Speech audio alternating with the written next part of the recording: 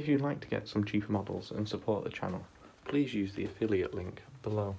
Thank you. Now on to the video. Today we're going to have a look at the Sunday preview for the 15th of January, and it's a very guard heavy one, or Astra Militarum if you prefer.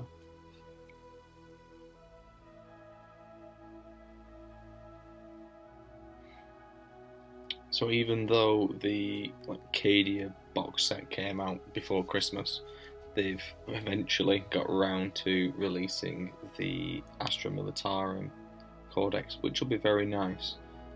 Possibly worth picking up if I'm fancy running my Krieg again, because I got them up and running last summertime. Got a small 1000 point force ready, and then I went back to carry on painting my Nova Marines ready for the armies on parade, and they've hit a bit of a back burner at the minute of my Krieg in relation to my Void Dragons taking over. Now this guy looks really good. I do quite like a bit of cavalry, always nice.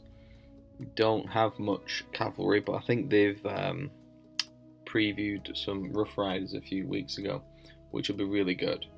Always liked a bit of cavalry, the idea of having some of them charging down the flank.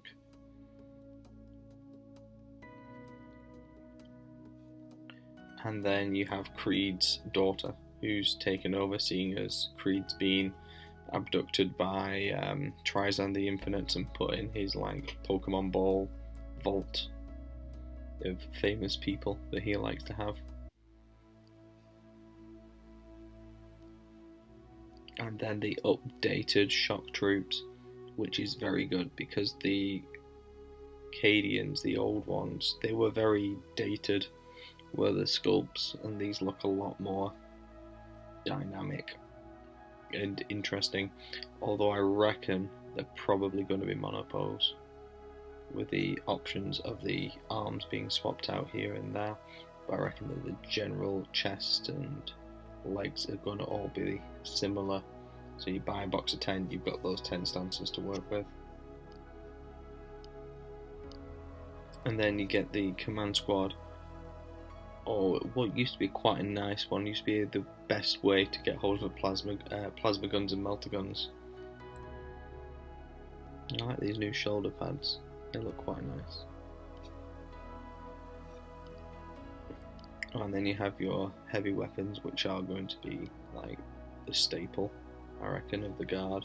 Las cannons, auto cannons, heavy bolters. There should be a mortar, I'd imagine, involved, because the mortar pit was a very big thing, especially when I went to the tournament last January, faced against someone with mortars, and then I faced someone around March, April, May time. He was using Gene Stealer cults and had a mortar pit of guardsmen in there as well. Very annoying. Just the indirect fire, very good. And then our second Primarch battle tank, the Rogel Dawn. It looks like it has a lot of guns on it, like a little Gatling cannon, 2 melter guns, giant battle cannon or something. I've not looked up the rules or paid much attention to it. Got a heavy stubber, multi-melter sponsons. It does look like something going to drive forward like a Baneblade and just wreck things. And then your field ordnance battery.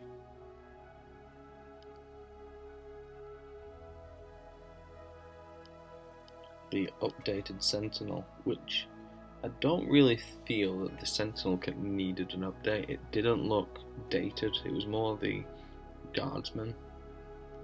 But it is nice, it is a nice upgrade. It's kept the similar chicken leg look. The arm attachment spotlight is now on the side instead of underneath. Looks good. Then the good old fashioned trusty Baneblade.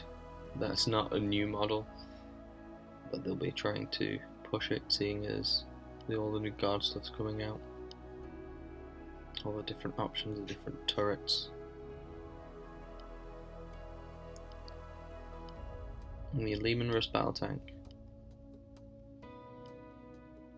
It was a good variety. The standard Lehman Russ battle cannon and the Demolisher used to be like the top 2 picks. Like if you took Cadians, you could take a relic that just made it a flat 3 damage all the time. And then the Demolisher cannon was just brilliant with a ballistic skill 2 or ballistic skill 3 of the. I think it was ballistic skill 3 of the tank commander. It was very, very reliable. And then a very nice updated Primaris Psyker rather than some old beardy dude that looked quite monoposy. You've got a nice Primaris Psyker. Nice update. And then your usual data cards, which I find quite handy just for popping next to models or squads if you give them a psychic power or activate a stratagem that'll last a while. Quite handy. And then the dice set. Again, the dice set's down to 15. I don't know if this is going to become a new trend, like similar-ish price but 5 less dice. 20 was a good amount because it's enough for like a Terminator squad of 5 to shoot with.